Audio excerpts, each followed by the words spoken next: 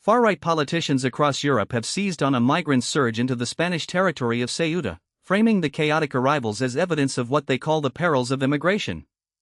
At least 50,000 people entered Ceuta this week, many swimming or walking around border fences.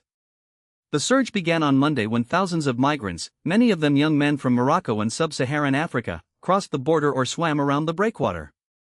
Spanish authorities deployed the military and police to manage the influx, and by Friday the number had reached at least 50,000.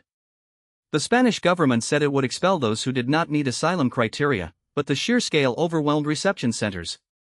Anti-immigrant leaders, including Jordan Bardella in France, Giorgia Meloni in Italy, and Nigel Farage in Britain, argued that the sudden arrival of at least 50,000 people to Ceuta had been prompted by a decision by Spanish Prime Minister Pedro Sánchez to allow more than 1 million undocumented migrants in Spain to apply to formalize their status.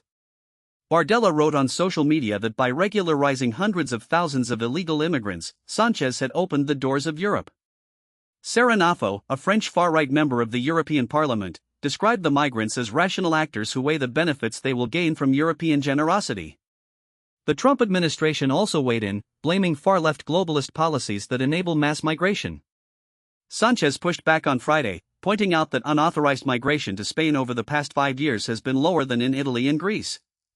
He also noted that several migrants who crossed into Ceuta said they were able to come because Moroccan authorities had relaxed border controls, not because they were drawn by Spain's regularization program. Migrants interviewed by reporters said they were told by Moroccan guards that the border was open and they could pass freely.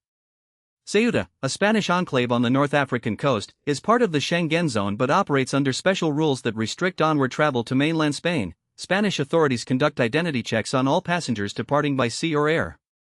Despite these restrictions, Italy announced it would temporarily suspend a free travel accord with Spain, with the Italian Interior Minister calling it a necessary choice to safeguard the security of our borders.